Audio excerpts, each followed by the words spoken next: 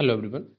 इससे पहले हमने 1919 तक महात्मा गांधी ने जो खिलाफत आंदोलन की बागडोर संभाली थी, वो तक डिस्कस किया था। अब हम आगे देख रहे हैं असहयोग आंदोलन को। तो अब 1919 तक तो हम देख चुके हैं कि किस तरीके से इलाहाबाद में जो सेशन हुआ 20 जून 1920 को, और उसमें ये डिसाइड किया जाता है कि इलाहाबाद में एक खिलाफत कमेटी की मीटिंग में ये कहा गया कि गांधी जी से असहयोग आंदोलन का नेतृत्व संभालने का आग्रह किया जाता है। और हमने ये भी देखा था कि किस प्रकार से मदन मोहन मालवीय हों या फिर मोहम्मद अली जिन्ना हों, ये सब कैसे इस चीज़ का विरोध कर रहे थे कि महात्मा गांधी को खिलाफत आंदोलन को समर्थन नहीं देना चाहिए था। और उसके भी अपने रिपरकशंस थे, इस वजह से वो दोनों लोग अपना विरोध कर रहे थे।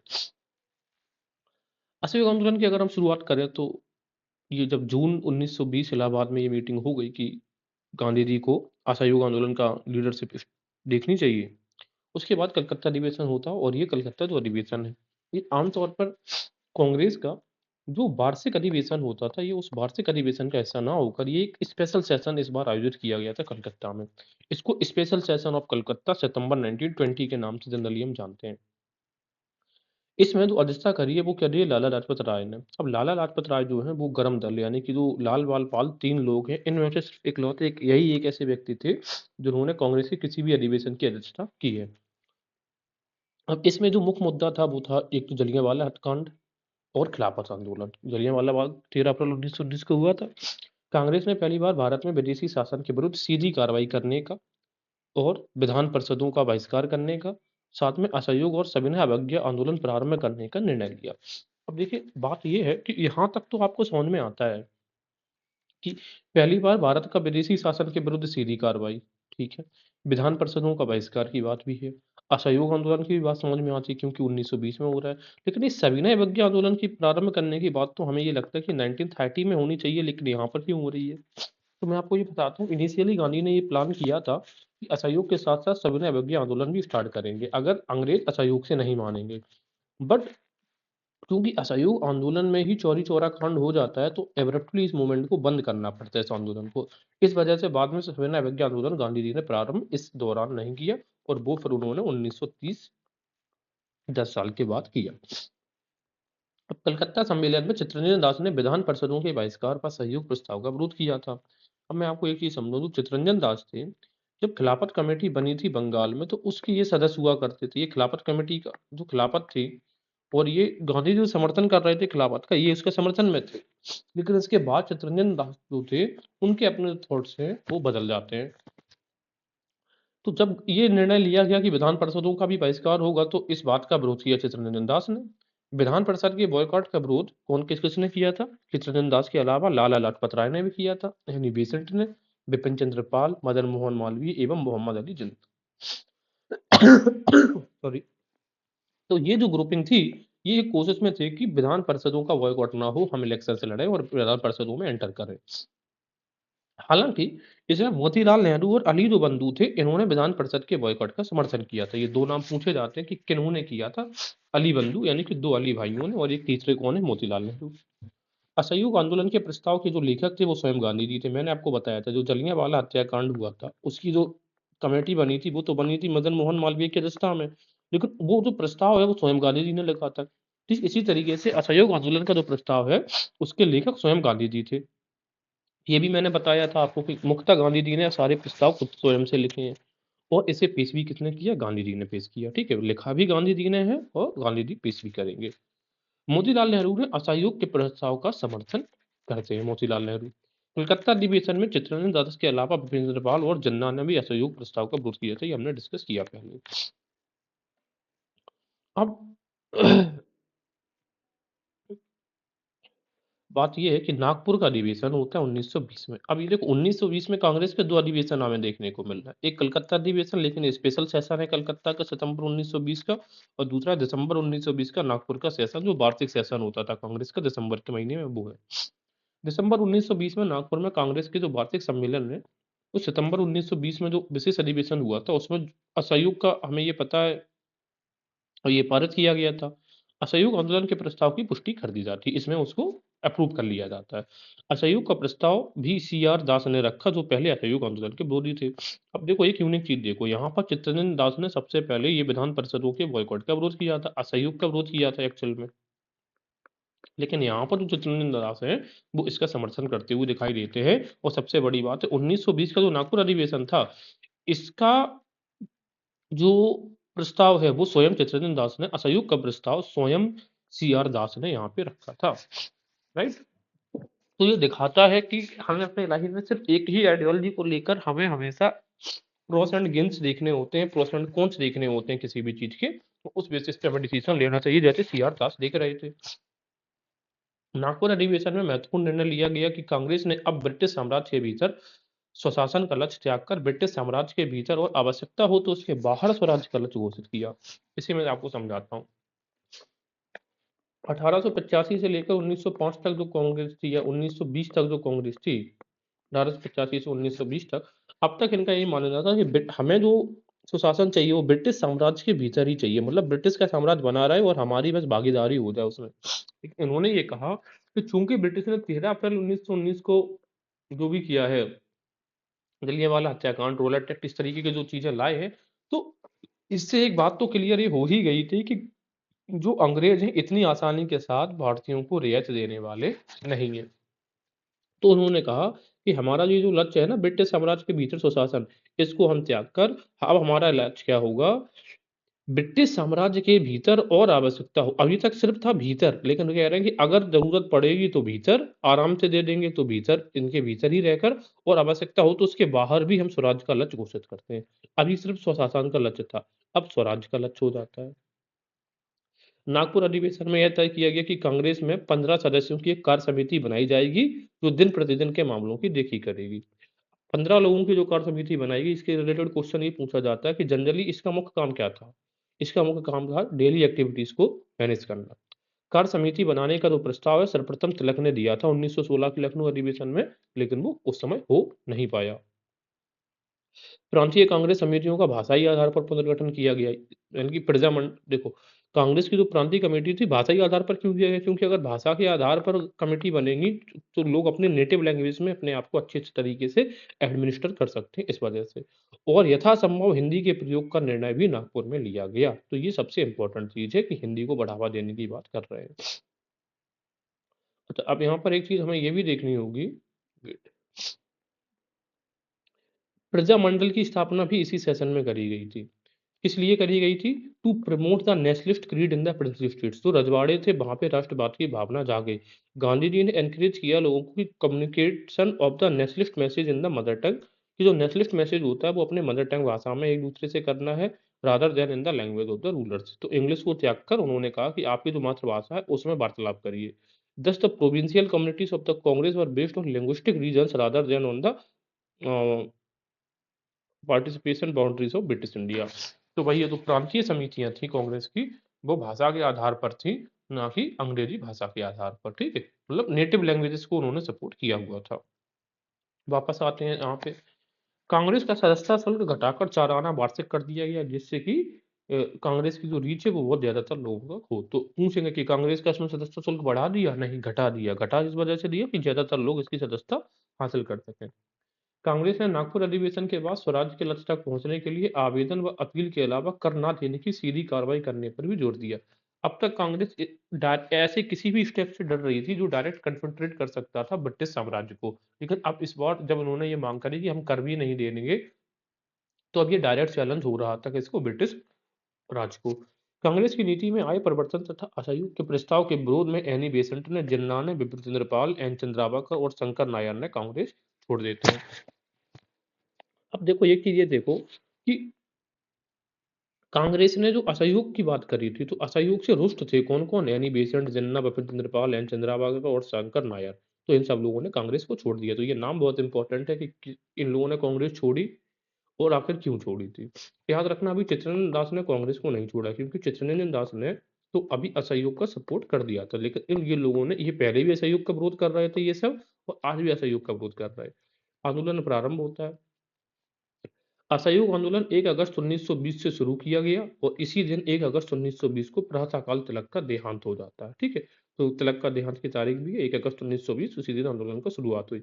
गांधी जी ने तिलक की मृत्यु पर कहा कि मेरा सबसे मजबूत बचाव चला गया। क्यों कहा था, क्योंकि जब गांधी जी इनिशियली आए थे तो गांधी जी ने जब भारत भ्रमण की बात करी थी, तो यहाँ पर कई लोगों ने इनको क्रिटिसाइज किया था, उनमें से एक थी एनी बेसेंट। तो एनी बेसेंट को बाद में अपने मराठा में, उसमें मराठा या केसरी न्यूज़पेपर में इन्होंने तिलक ने डिफेंड किया था गांधी जी को, और एनी बेसेंट को खरी खोटी सुनाई थी। इसके अलावा तिलक को लोकमान्य और भारत का बेताज बादशाह कहते थे। ठीक है, तो लोकमान्य की उपाधि कब मिली थी? जब होम रूल लीग आंदोलन उन्होंने स्टार्ट किया था तब। वो भारत का बेताज बादशाह भी तिलक को कहा जाता है, और भारत का बेताज बादशाह फिरोज शाह मेहता को भी कहा जाता है। ये भी चीज याद रखिए, फिरोज शाह मेहता, जो कि मुंबई से बिलोंग करते थे, फिरोज शाह मेहता। तिलक प्रथम राष्ट्रवादी नेता थे जिन्होंने जनता से निकट संबंध स्थापित करने का प्रयास किया। इस दृष्टि से वे गांधी जी के अग्रगामी थे। तिलक के बारे में हम लोग पहले पढ़ के आए हैं कि कैसे उन्होंने लाठी क्लब स्टार्ट किए थे, कैसे उन्होंने गणेश महोत्सव, शिवाजी महोत्सव, है ना, और इसके अलावा आर बांधव समाज। तो इस प्रकार के जो संगठन तिलक जी ने बनाए थे, और इसके अलावा इन सबसे बड़ा उनका जो होम रूल लीग मूवमेंट था, इन सबसे तिलक कनेक्ट कर पाए थे जनता से। तो पहले ऐसे नेता थे जिन्होंने जनता से अपने कॉन्टेक्ट बनाए थे, और उसके बाद जो इनसे बड़े नेता हुए वो गांधी जी हुए। इस वजह से इनको गांधी जी के अग्रगामी हम मानते हैं। दूसरी चीज, तिलक कभी राष्ट्रीय कांग्रेस के अध्यक्ष नहीं बन पाए। अब ये तो हमें पता है कि जो तीन लोग थे, लाल, बाल और पाल, उनमें से जो तिलक है और विपिन चंद्र पाल है, ये कभी भी इस तिगड़ी में दो लोग कभी भी किसी भी अधिवेशन के सदस्य नहीं बने। जबकि लाला लाजपत राय 1920 का जो स्पेशल अधिवेशन हुआ था, उसके ये अध्यक्ष बने थे। आगे देखेंगे। असहयोग आंदोलन के कार्यक्रम में दो प्रमुख भाग थे। अब देखो, दो पार्ट्स में इसको डिवाइड किया गया था, एक था रचनात्मक काम और दूसरा था नकारात्मक। अब जरा देखते हैं कि रचनात्मक और नकारात्मक जो प्रोसेस है ये है क्या। रचनात्मक का मतलब होता है किसी नई चीज की रचना हो, कोई पॉजिटिविटी आए, किसी नई थ्योरी, किसी नई फिलॉसफी, किसी नए काम का निर्माण करना। एक ऐसा कुछ भी काम करो जिससे नई चीजों का निर्माण हो। और दूसरा था नकारात्मक। नकारात्मक का मतलब हो जिससे नुकसान हो। अब नुकसान होगा ब्रिटिश का, और रचनात्मक काम होगा भारतीय समाज के लिए। राष्ट्र अब देखो, रचनात्मक कार्यक्रम कैसे थे? जैसे राष्ट्रीय स्कूल व कॉलेजों की स्थापना। तो देखो, किसी चीज की स्थापना, किसी चीज का निर्माण हो रहा है कि नहीं हो रहा है। विवादों के निपटारे के लिए पंचायतें बनाई जाएंगी, स्वयं की देसी पंचायतें। हाथ से कताई बुनाई का प्रोत्साहन किया जाएगा। हिंदू मुस्लिम एकता को बनाए रखना, ये भी नई चीज का निर्माण हो रहा है। और छुआछूत का त्याग व अहिंसा का पालन। तो ये छुआछूत, अनटचेबिलिटी की बात गांधी जी 1920 के आंदोलन से ही करते आ रहे हैं। तो ये आपके 5 रचनात्मक कार्य गांधी जी ने उस असहयोग आंदोलन में स्टार्ट करवाए थे। नकारात्मक कार्यक्रम की अगर हम बात करें, त्यागना, सरकारी उपाधियों और सम्मानों को लौटा दिया जाता है। जैसे जमनालाल बजाज ने यहीं पर अपनी राय बहादुर की उपाधि वापस कर दी थी। इसके अलावा तो सरकारी स्कूल, कॉलेज, अदालतें, विदेशी वस्त्रों व वस्तुओं का बहिष्कार भी कर दिया जाता है। इसका सरकारी स्कूल का, कि स्कूल में लोगों ने जाना बंद कर दिया, कॉलेजेस में पढ़ना बंद कर देते हैं, अदालतों में लोग मुकदमा लेके नहीं जा रहे हैं, विदेशी वस्त्र त्याग दिए गए, और जो भी विदेशी वस्तुएं मार्केट में बेची जाती थी वो खरीदना बेचना बंद हो जाती हैं। इसके अलावा सरकारी नौकरियों से इस्तीफा व करों की अदायगी न करना। जो लोग, अफसोस जो सब लोगों ने अपनी सरकारी नौकरी दांव पे रख दी, उनसे इस्तीफा दे दिया जाता है। और नॉन पेमेंट ऑफ टैक्सेस, यानी कि करों की अदायगी के लिए भी मना कर दिया जाता है। यहाँ पे एक चीज मैं आपको ये बताना चाहता हूँ कि गांधी जी ने 3 आंदोलन किए हैं बड़े। 1920 का असहयोग आंदोलन, 1930 का सीडीएम, सविनय अवज्ञा आंदोलन, और 1942 का क्विट इंडिया मूवमेंट, यानी कि असहयोग, भारत छोड़ो आंदोलन। इन दोनों आंदोलनों में गांधी जी ने सबसे ये डिमांड करी कि आप सरकारी नौकरियों से इस्तीफा दे दें। 1942 का जो क्विट इंडिया मूवमेंट है, इसमें इन्होंने ये कहा कि आपको सरकारी नौकरी से, अपने पदों से इस्तीफा देने की जरूरत नहीं है, लेकिन आप अपनी जो वफादारी है वो कांग्रेस के प्रति दिखाएं, ना कि सरकार के प्रति। यानी कि पद पर बने रहें लेकिन वफादारी कांग्रेस के साथ। ये कहा था 1942 के क्विट इंडिया मूवमेंट। अगला, अवैतनिक पदों तथा स्थानीय निकायों के नामांकित पदों से त्यागपत्र दे दिया जाए। और तो ये 4 जो काम थे, ये थे नेगेटिव वर्क, यानी कि इस्तीफा देना, कर की अदायगी ना करना, सरकारी सम्मान वापस कर देना, ये सब नकारात्मक कार्यों में आते थे। गांधी जी ने सितंबर 1921 में कहा था कि अगर ये कार्यक्रम सफलतापूर्वक लागू होते हैं तो 1 वर्ष के भीतर ही स्वराज प्राप्त हो जाएगा। ये पूछ लिया जाता है कि गांधी जी ने ये कहा था कि 1 वर्ष के भीतर ही स्वराज प्राप्त हो जाएगा, ये कथन गांधी जी ने किस आंदोलन में कहा था? तो आंसर है सविनय अवज्ञा आंदोलन। अच्छा, non cooperation root Mahatma Gandhi America. देखो, एक व्यक्ति है, नाम है लुई फिशर, अमेरिका से हैं, और इन्होंने गांधी जी की जीवनी लिखी है। तो ये लिखते हैं कि non cooperation became the name of an epoch in the life of India and of Mahatma Gandhi. जो नॉन कोऑपरेशन था वो एक बड़ा नाम बन गया था महात्मा गांधी के जीवन में और भारत के जीवन में भी। Non cooperation was negative enough to be peaceful renunciation and self sorry non cooperation was negative enough to be peaceful but positive enough to be effective. वो कह रहे हैं कि इतना ये नेगेटिव था नॉन कोऑपरेशन मूवमेंट की आराम से शांति बनी रह सकती थी, लेकिन इतना सकारात्मक था कि आराम से प्रभाव डाल सकता था। It entailed denial renunciation and self discipline. इसमें क्या क्या चीजें थी? मनाही थी, त्याग था और सेल्फ डिसिप्लिन की भी बात इस आंदोलन में की गई है। लिखा है किसने? लुई फिशर ने। एनसीईआरटी में गिवन था, that's why I am quoting here. Bengal के क्रांतिकारी आतंकवादियों ने भी असहयोग आंदोलन का समर्थन किया था, ये तो हमें पता है। असहयोग आंदोलन के समय शिक्षा का सर्वाधिक बहिष्कार बंगाल में हुआ था। शिक्षा में अब ज्यादातर लोग वैसे बंगाल में बहुत पढ़े लिखे लोग तब भी थे, आज भी हैं, तो सबसे ज्यादा शिक्षा का बहिष्कार कहाँ पे होगा? बंगाल में। पंजाब, बंबई, संयुक्त प्रांत, बिहार, उड़ीसा में भी शिक्षा का बहिष्कार हुआ। पंजाब में लाला लाजपत राय के नेतृत्व में शिक्षा का बहिष्कार हुआ था, यानी कि यहाँ पे लाला लाजपत राय लीड कर रहे थे, यहाँ पे पंजाब के रीजन में। अब शिक्षा का बहिष्कार सबसे कम कहाँ पे हुआ था? मद्रास में। तो भाई जो मेड लोग हैं वो शिक्षा का क्या महत्व समझे और वो क्या करेंगे? क्या करेंगे? वो क्या ही बहिष्कार करेंगे? बस याद करने के लिए, डोंट गेट ऑफेंसिव। प्रथम माह में करीब 90,000 छात्रों ने संपूर्ण भारत के सरकारी स्कूल और कॉलेज को छोड़ दिया। कितने? 90,000। आज के टाइम की भी में बहुत बड़ी संख्या है और उस टाइम पे भी बड़ी संख्या है। 800 नए राष्ट्रीय स्कूल स्थापित किए गए। नेशनल, जब राष्ट्रीय की बात करी जाती है तो इंडियंस के द्वारा स्टैब्लिश किए गए, ये मान के चलिए। उनमें से जैसे कि जामिया मिलिया, बिहार विद्यापीठ, काशी विद्यापीठ और गुजरात विद्यापीठ। तो जो विद्यापीठ है ये सब 1920 के आंदोलन में, इसके अलावा जामिया मिलिया भी। सुभाष चंद्र बोस ने कलकत्ता में नेशनल कॉलेज के प्रिंसिपल बने। अब जो कलकत्ता में नेशनल कॉलेज, एक नेशनल कॉलेज कहाँ पे हुआ था? रंगपुर में, 1905 में है। और इससे रिलेटेड से कौन? अरविंदो घोष। अब ये नेशनल कॉलेज जो 1920 में एस्टेब्लिश हुआ था वो कलकत्ता में। बोस भी कहाँ से थे? कलकत्ता से थे। अदालतों का बहिष्कार शिक्षा के बहिष्कार जितना सफल नहीं रहा था, मतलब जितना मतलब शिक्षा का ज्यादा बहिष्कार हुआ था उससे कम अदालतों का रहा होगा। लेकिन कई वरिष्ठ वकील जैसे CR दास, मोतीलाल नेहरू, जवाहरलाल नेहरू, सरदार पटेल, जयकर, MR जयकर, सैफुद्दीन किचलू, C राजा गोपालचारी, T प्रकाशम, आसफ अली, राजेंद्र प्रसाद और विट्ठल भाई पटेल, इतने सारे लोगों ने अपनी वकालत को त्याग दिया था। ठीक है, तो मैं आपको फिर से रिपीट करा रहा हूँ कि जब भी ये क्वेश्चन आए कि इन्होंने अपनी वकालत से इस्तीफा दे दिया या किसी ने किसी से इस्तीफा दे दिया वकालत से, तो जनरली आप ये मान के चल रहे 1920 के आंदोलन की बात कर रहे हैं, और बाकी किसी आंदोलन में इन वकीलों के नाम हमें उभरते हुए दिखाई नहीं देते।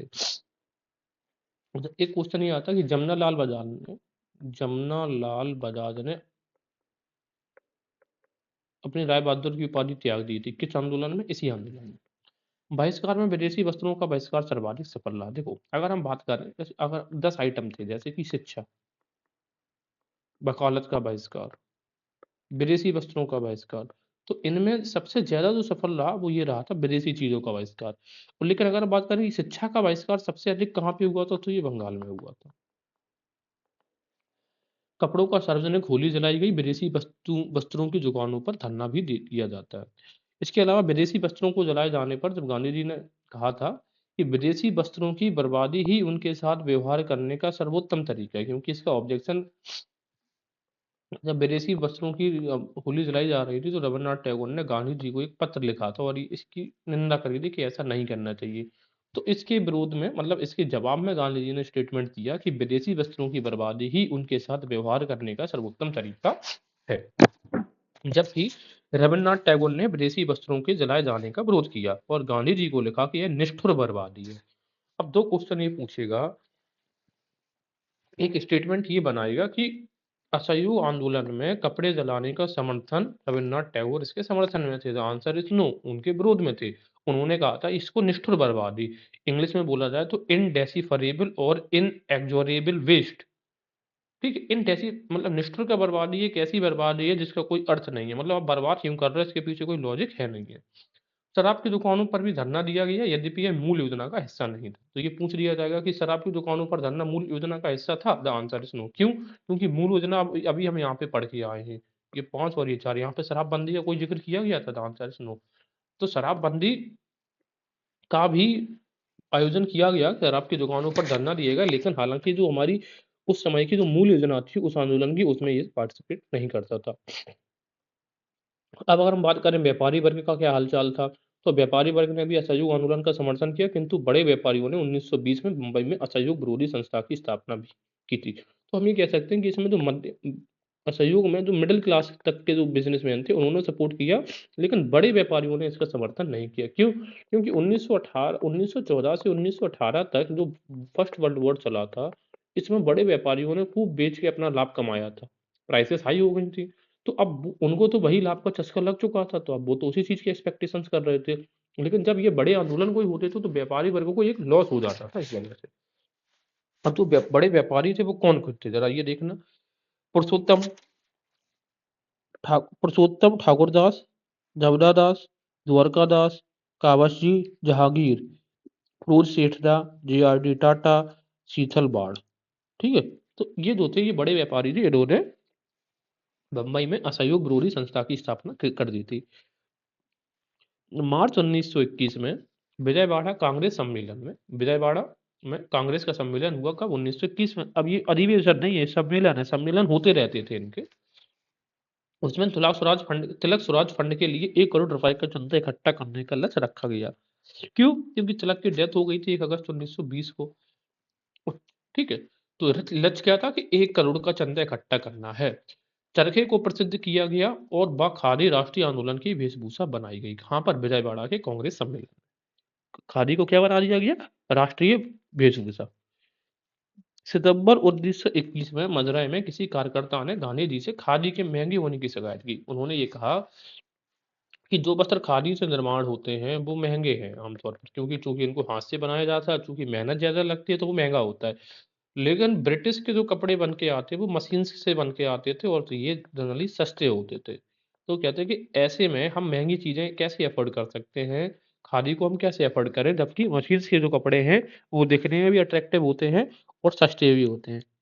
तब इसके विरोध में, मतलब इसके जवाब में, महात्मा गांधी ने कहा कि अगर ऐसा है तो कम वस्त्र पहनो। तो उन्होंने कम वस्त्र पहनने की सलाह दी तथा खुद भी 22 सितंबर 1921 से जीवन भर मात्र लंगोटी में रहे। तो ये घटना मदुरई से स्टार्ट होती है। आगे देखते हैं। गांधी जी ने नवजीवन अखबार में इस घटना का उल्लेख किया है। किस घटना में? नवजीवन में। याद कैसे करेंगे भाई? अभी गांधी जी फुल ड्रेस पहनते थे और अब सिर्फ लंगोट में रहेंगे। तो ये उनके जीवन का नव पड़ाव है, तो नया जीवन स्टार्ट हो रहा है, तो नवजीवन अखबार में। असहयोग आंदोलन के दौरान गांधी जी ने कैसर ए हिंद, जुलू युद्ध पदक और बोअर पदक वापस कर दी। अब ये कैसर ए हिंद की उपाधि उनको मिली थी जब 1915 में भारत आए और उन्होंने ब्रिटिश साम्राज्य के समर्थन में लोगों से आह्वान किया था कि वो ब्रिटिश आर्मी में जाके शामिल हो। तो इसके एवज में मिली थी उनको। जुलू युद्ध पदक और बोअर पदक जो वापस किया गया है, ये उनको मिली थी 1899 के जो बोअर युद्ध हुए थे अफ्रीका में, जब ये थे। तो अफ्रीका में वहां इन्होंने नर्स की जो सेवाएं दी थी, यानी कि उपचार के लिए लोगों का, जो लोग घायल थे, ये ब्रिटिश सिपाही हों या फिर वहाँ के लोकल्स हो, तो उसके लिए सरकार ने इनको दिया था। और जमनालाल बजाज ने राय बहादुर की उपाधि लौटा दी थी। ये बहुत बार क्वेश्चन पूछते कि जमनालाल बजाज ने राय बहादुर की उपाधि कब लौटाई? 1920 आंदोलन में। 17 नवंबर 1921 को प्रिंस ऑफ वेल्स का भारत आगमन होना था। अब कब है? तारीख याद रखो, ये बहुत इंपॉर्टेंट है। 17 नवंबर प्रिंस ऑफ वेल्स की भारत यात्रा 1921 को। गांधी जी ने ये डिसाइड किया कि पूरे देश में हड़ताल का आयोजन होना चाहिए, जो अखिल भारतीय स्तर की दूसरी हड़ताल थी। अखिल भारतीय स्तर की पूरी हड़ताल कब थी? हमें पता है, रूलट सत्याग्रह। ठीक है?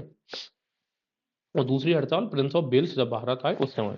कांग्रेस की प्रांतीय कमेटियों को उन स्थानों पर सविनय अवज्ञा करने की अनुमति दी जहां लोग इसके लिए तैयार थे। कई जगह पर कांग्रेस की कमेटी थोड़ा अच्छा काम कर रहे थे, तो लोग प्रिपेयर थे कि ठीक है हम सविनय अवज्ञा आंदोलन करेंगे, तो वहां पर इनको ये छूट दे दी जाती कि ठीक है आप वहां पे करिए।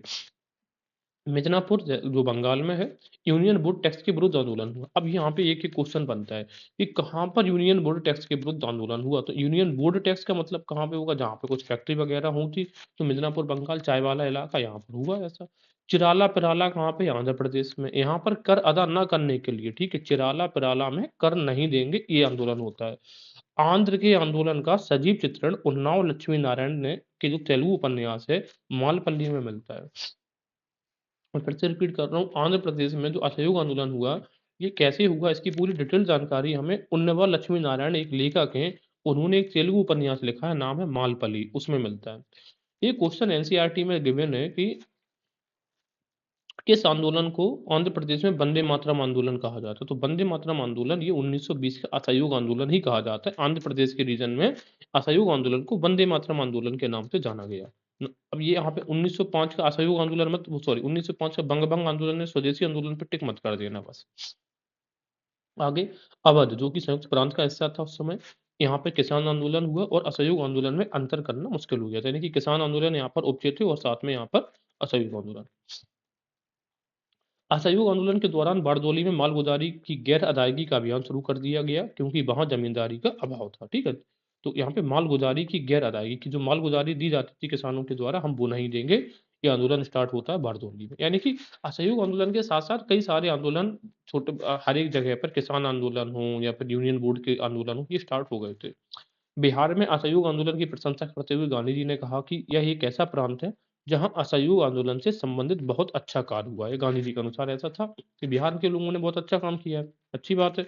यहाँ के नेता अहिंसा का मर्म समझते हैं, यानी कि अहिंसात्मक तरीके से अपनाया गया था ये आंदोलन बिहार में।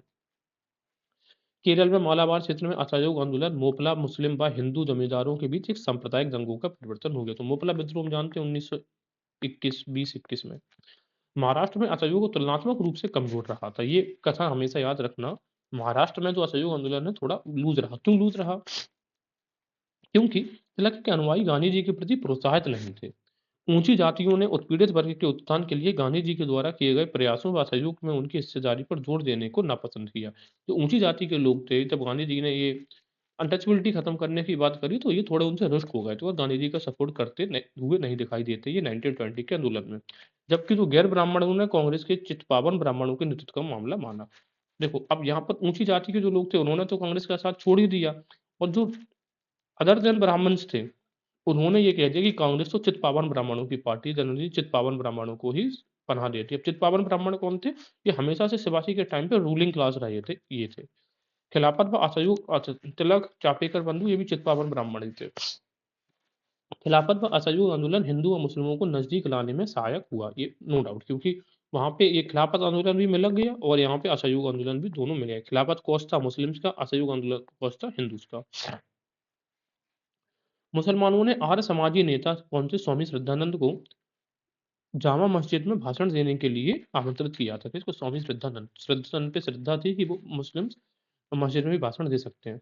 सिखों ने अमृतसर के स्वर्ण मंदिर की चाबियां मुसलमान नेता डॉक्टर सैफुद्दीन किचलू को सौंप दी थी। तो ये भाईचारे की मिसाल पेश करी जा रही थी, ऐसा कुछ होता है नहीं। आंदोलन में मुसलमानों की भागीदारी सर्वाधिक थी जिससे हिंदू मुस्लिम एकता में वृद्धि हुई। इस अगर आप तीनों आंदोलन की बात करेंगे, 1920 का आंदोलन, 1930 का आंदोलन और 1942 का आंदोलन, इन तीनों में से सबसे ज्यादा मुस्लिम्स ने पार्टिसिपेट यहाँ पर किया, क्योंकि उसके बाद तो टू नेशन थ्योरी की बागडोर स्टार्ट हो जाएगी कहानी।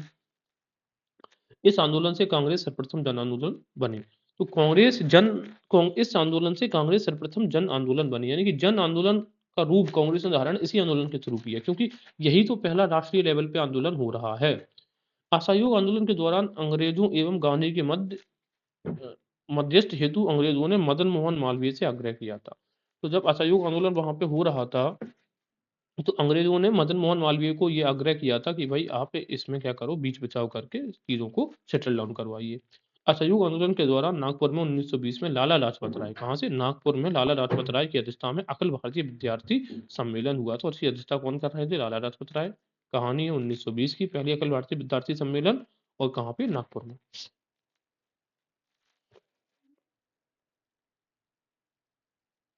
आगे हम देखेंगे यहाँ पे।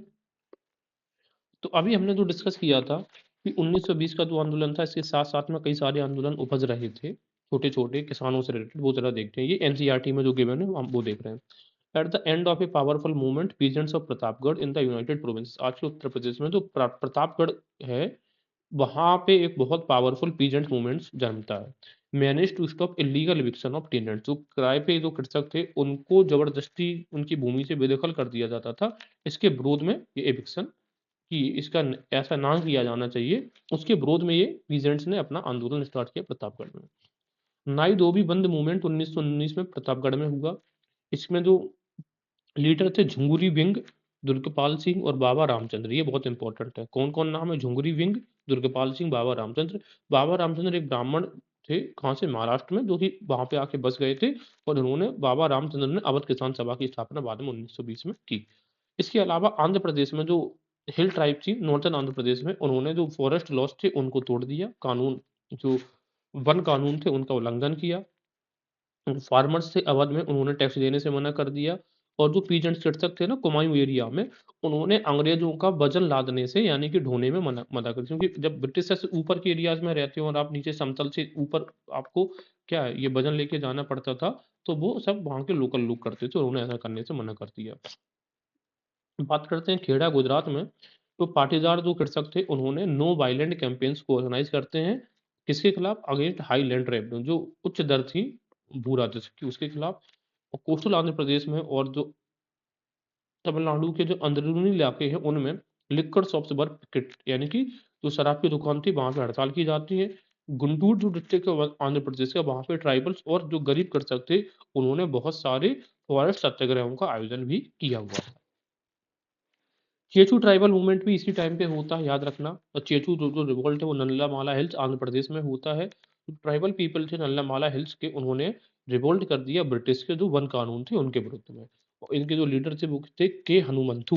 1921-22 में ये चेचू ट्राइबल मूवमेंट हुआ है, इस बात की याद रखना। ये बहुत ही कम फेमस है, यानी कि बुक्स में जनरली जो बड़ी बड़ी बुक्स है उनमें इसका मेंशन कम किया गया, बट एनसीईआरटी में है। आगे, ही ऑर्गेनाइज्ड पलानाडु फॉरेस्ट सत्याग्रह अगेंस्ट ब्रिटिश फॉरेस्ट लॉ। तो ये भी पूछ, अब यहाँ पे देखो दो फॉरेस्ट होगा, एक तो चेचू ट्राइबल मूवमेंट के नाम से भी पूछ सकते हैं या फिर पूछा जा सकता है पलानाडु फॉरेस्ट सत्याग्रह। और दोनों का लीडर एक ही है, हनुमंतु। और कब स्टार्ट हुआ? ये 1921 और 22 में।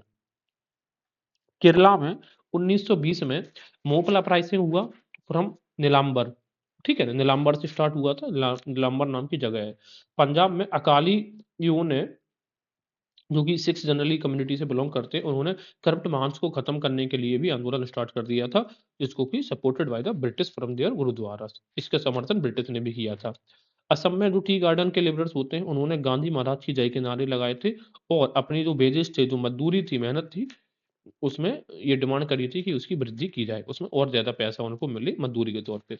असामीज वैष्णव जो सॉन्ग्स था of the period, the reference to Krishna was substituted by Gandhi raja. सीधी सी बात ही, असम के में जो हमें ये पता है कि जो वैष्णव संप्रदाय है वो असम में बहुत ज्यादा फेमस है। तो वहां पे श्री कृष्ण के लिए जो भी भजन या कीर्तन लिखे गए थे, तो श्री कृष्ण की जगह पर उनका नाम हटाकर यहाँ पे गांधी महाराज, सॉरी गांधी राजा लिख दिया जाता था, बोला जाता था और गाया जाता था। तो इस तरीके से आप देख सकते हैं कि गांधी जी की जो पॉपुलैरिटी थी 1920 में वो बहुत अधिक हो गई थी। और वास्तव में लोगों को लगने लगा था कि ये आंदोलन हमें अब आज़ादी दिला के रहेगा, हमारे जो भी जितने भी दुख के कारण है, जो भी हमारा दुख है, यही आंदोलन हमारा खत्म करके जाएगा। क्या ऐसा हुआ? देखेंगे आगे। दिसंबर 1921 में कांग्रेस के अहमदाबाद अधिवेशन में सविनय अवज्ञा आंदोलन शुरू करने की अनुमति दे दी जाती है। किस आंदोलन 1921 में कहाँ पे हुआ था? अहमदाबाद में। अहमदाबाद अधिवेशन के समय भी कांग्रेस अध्यक्ष कौन थे? सी आर दास ही थे, लेकिन वो उस समय जेल में थे। और चूंकि वो जेल में थे तो इस वजह से हकीम अजमल खां को कार्यकारी अध्यक्ष बनाया गया और सरोजिनी नायडू ने उसमें सी आर दास का भाषण पढ़ा था। अब इंपॉर्टेंट चीज ये है, 1921 के अहमदाबाद अधिवेशन में अध्यक्ष कौन थे? सी आर दास, लेकिन वो जेल में थे। तो फिर रजिस्ट्रा किसने करी थी? हकीम अजमल खान ने। और उनका भाषण पढ़ा था सरोजिनी नायडू ने। ये तीन चीजें याद रखनी है। 1 फरवरी 1922 को गांधी जी ने वायसराय को पत्र लिखा कि अगर सरकार ने एक सप्ताह में नागरिक स्वतंत्रताओं पर प्रतिबंध नहीं हटाया तो अभी सविनय अवज्ञा आंदोलन शुरू कर देंगे। और ये धमकी कब दी उन्होंने? 1 फरवरी 1922 को। ये आंदोलन सूरत में बारदोली तालुका से प्रारंभ होने वाला। तो अपना 1921 में या 1922 में जो सविनय अवज्ञा आंदोलन स्टार्ट करने थे वो कहाँ से स्टार्ट कर रहे थे? सूरत में बारदोली तालुका से, ठीक है, सूरत में स्टार्ट कर रहे थे। राहुल सांकृत्यायन असहयोग आंदोलन के दौरान छपरा में सक्रिय थे, छपरा बिहार में है, और उन्हें 6 माह की जेल भी हुई थी। इनका जो ओरिजिनल नाम था वो नाम था केदारनाथ पांडे। ये फादर ऑफ इंडियन ट्रैवलॉग हैं। जो यात्रा वृतांत लिखे जाते हैं उसकी शुरुआत ही राहुल सांकृत्यायन ने किया था, हिंदी के बड़े कवि थे। तो गांधी जी ने 1 फरवरी 1922 को घोषणा करी कि एक सप्ताह में नागरिक स्वतंत्रताओं पर प्रतिबंध हटाना चाहिए, नहीं तो सविनय अवज्ञा आंदोलन शुरू कर दिया जाएगा। लेकिन ये 5 फरवरी ना होकर इसको 4 फरवरी मानिए। उसके ठीक 3 दिन के बाद 4 फरवरी को चौरी चौरा कांड की घटना हो जाती है। उसमें हुआ ये है कि गोरखपुर जिले की चौरी चौरा पुलिस चौकी को उग्र भीड़ ने जला दिया। भाई जब भीड़ वहां से गुजर रही थी तो पुलिस ने उनको रोकने की कोशिश करी, लेकिन भीड़ बहुत ज्यादा एनर्जेटिक थी तो उन्होंने जला दिया। उसमें 22 जवानों की मृत्यु हो गई और भीड़ का नेतृत्व कर रहे थे भगवान अहीर। अब स्वयं भगवान कर रहे थे। चौरी चौरा कांड की जानकारी गांधी जी को जैसे ही मिली, और उनको दी किसने थी ये जानकारी? गोरखपुर के दशरथ प्रसाद ने। दशरथ अपने 10 रथों से भाग के गए होंगे, गांधी जी को बता दिया। तो दशरथ प्रसाद द्विवेदी ने तार के माध्यम से जानकारी दी थी, तार के माध्यम से। चौरी चौरा कांड के अभियुक्तों का मुकदमा लड़ा था मदन मोहन मालवीय जी ने लड़ा था। और गांधी जी चौरी चौरा कांड से आहत इतने हो गए कि उन्होंने आंदोलन को समाप्त करने का निर्णय ले लेते हैं।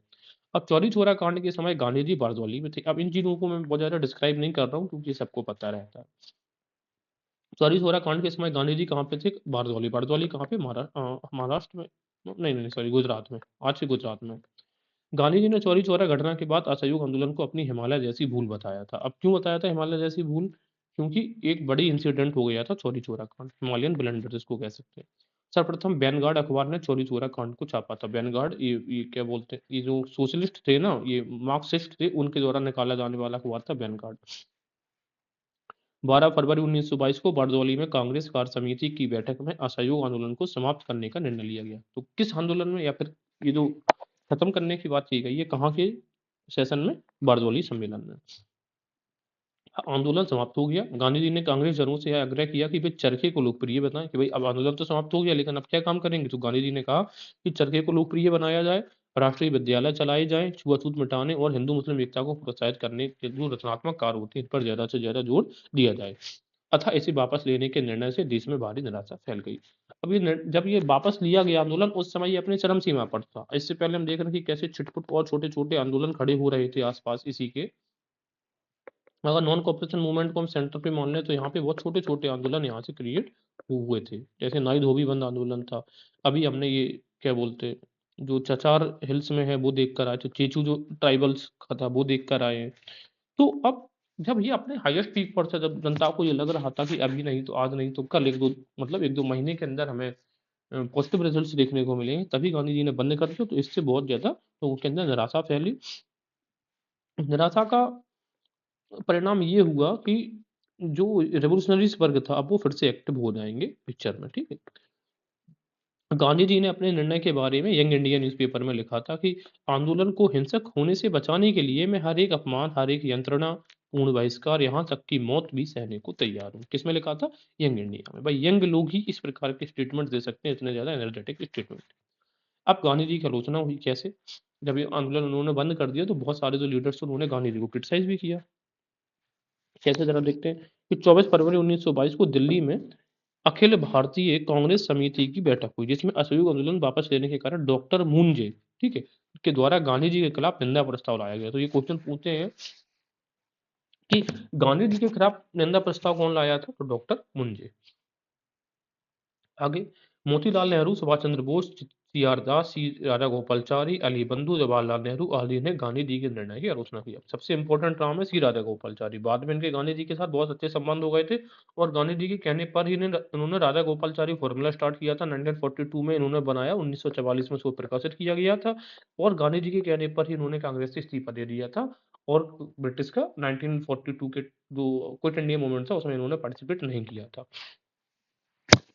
आंदोलन समाप्ति की मोतीलाल नेहरू ने आलोचना करते हुए कहा कि किसी भी स्थान के पाप का दंड पूरे देश को देना किसी भी दृष्टि से न्यायोचित नहीं था, कि एक जगह पर लोगों ने गलती की और उसका अपना दंड पूरे देश को दे दिया।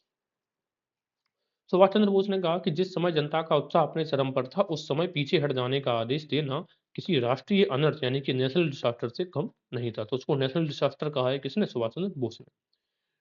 और उन्होंने कहा कि डिक्टेटर यानी कि गांधी का फरमान इस वक्त मान लिया गया, लेकिन कांग्रेस के शिविरों में नियमित विद्रोह फैल गया था। यानी कि कांग्रेस, जब गांधी ने इस चीज का मतलब फरमान जारी किया कि ये बंद होता था, लेकिन कांग्रेस के अंदर जो था वो गुटबाजी या लड़ाई झगड़े स्टार्ट हो गए थे। कथन है सुभाष चंद्र बोस का। असहयोग के समय बोस ने गांधी को सड़ा हुआ फर्नीचर का टुकड़ा भी कहा था, यानी कि तो किसी काम का नहीं है, दिखता तो है कि इस पे हम विश्वास कर सकते हैं लेकिन बैठोगे तो हमें हट कर देगा। ये कहा है किसने? सुभाष बोस ने। आंदोलन की समाप्ति के बाद गांधी जी की स्थिति कमजोर हुई, यानी कि गांधी जी पर लोगों का विश्वास कम हो जाता है। तो तो अब तक गांधी जी जो 1915 से लेकर और 1922 तक जो एकदम पावरफुल हीरो टाइप के बन गए थे, अब लोगों का उतना ज़्यादा ट्रस्ट गांधी जी के ऊपर नहीं रह गया तथा सरकार ने 10 मार्च 1922 को गांधी जी को गिरफ्तार कर लिया। तो गिरफ्तार कब हुए? चौरी चौरा कांड के बाद, जब लोगों का सपोर्ट कम हो गया गांधी जी के प्रति। न्यायाधीश थे ब्रूमफील्ड ने गांधी जी को असंतोष भड़काने के आरोप में 6 वर्ष की सजा दी थी, लेकिन सरकार ने 5 फरवरी 1924 को गांधी जी को खराब स्वास्थ्य के कारण वहां से रिहा कर दिया। तो जज कौन है? न्यायाधीश ब्रूमफील्ड है। कितने वर्ष की सजा दी गई है? 6 वर्ष की सजा, लेकर रिहा कब कर दिया गया? 5 फरवरी 1924 को। गांधी जी ने दिल्ली में मौलाना मोहम्मद अली के घर सितंबर 1924 में सांप्रदायिक दंगों के प्रायश्चित के लिए 21 दिनों का भी उपवास रखा था। जेल से आजाद होने के बाद वो कहाँ पे रुके? मौलाना मोहम्मद अली के घर। असहयोग आंदोलन के आकस्मिक स्थगन से खिलाफत मुद्दे का भी अंत हो गया, खिलाफत भी समाप्त हो जाता है। तुर्की के मुस्तफा कमाल पाशा ने खलीफा का पद समाप्त कर दिया। इससे खिलाफत का मुद्दे अप्रासंगिक यानी कि इर्रेलेवेंट हो गया, क्योंकि जो खलीफा का पद होता था यही खत्म कर दिया गया, तो अब मामला ही खत्म हो जाता है। 1923 से 27 ईस्वी के बीच हिंदू मुस्लिमों के बीच व्यापक दंगे भी हुए थे। ये बहुत इंपॉर्टेंट तारीख है, 4 सालों तक। तो असहयोग आंदोलन का पहला अखिल भारतीय जन आंदोलन था। पहली बार राष्ट्रीय आंदोलन गांवों की आम जनता तक पहुंचा था, ऑल इंडिया लेवल का भी था और गांवों तक भी पहुंचने वाला ये पहला आंदोलन है। नहीं तो इससे पहले हमने जो बंग आंदोलन देखा है वो सिर्फ अपर मिडिल क्लास या लोअर मिडिल क्लास तक लिमिटेड था, पढ़े लिखे लोगों वर्ग तक। असहयोग आंदोलन की मुख्य उपलब्धि यही थी कि इससे लोगों के मन में अंग्रेजों का भय निकल गया था। असहयोग आंदोलन के परिणाम स्वरूप भारतीय राजनीति में 1923 से 28 के काल में क्रांतिकारी कार्यों की पुनरावृत्ति हुई। यानी कि जो जब 1922 में 4 फरवरी के बाद जो घटना हुई, उसके बाद गांधी जी ने कहा ये आंदोलन बंद कर दो। उसके बाद रेवोल्यूशनरी जो एक्टिविटीज हैं वो दोबारा से पटल पर हमें देखने को मिलेंगे, क्योंकि नवयुवक वर्ग था, उन्होंने उनका विश्वास गांधी जी पर कम हो गया, कांग्रेस पे कम हो गया, और ये वो समझ गए कि भाई ये जो इनका ग्रेजुअल वाला जो रवैया है, जो ढीला रवैया है, ये कांग्रेस का चलेगा और इससे कुछ हासिल नहीं होगा। तो अब सही समय है कि जो हम अपना खुद का सेक्रीफाइस करें, हम खुद के अपने हथियार उठाएं और अंग्रेजों को यहाँ से भगाएं। ठीक है, तो ये डिस्कस हमने कर लिया। तो ये था हमारा असहयोग आंदोलन के बारे में पूरी चर्चा। आगे वीडियो हम स्वराज पार्टी से डिस्कस करेंगे। आपको अगर वीडियो पसंद आता है, आपको लगता है कि आपके लिए ये हेल्पफुल है, तो आप मुझे सपोर्ट कर सकते हैं वीडियो को लाइक करके। और अगर आप फर्स्ट व्यूअर हैं, आपने अब तक चैनल को सब्सक्राइब नहीं किया है, तो आप सब्सक्राइब कर ही सकते हैं। इसका कोई पैसा तो चार्ज होता नहीं है। मेरी थोड़ी मदद हेल्प हो जाती है। Thank you.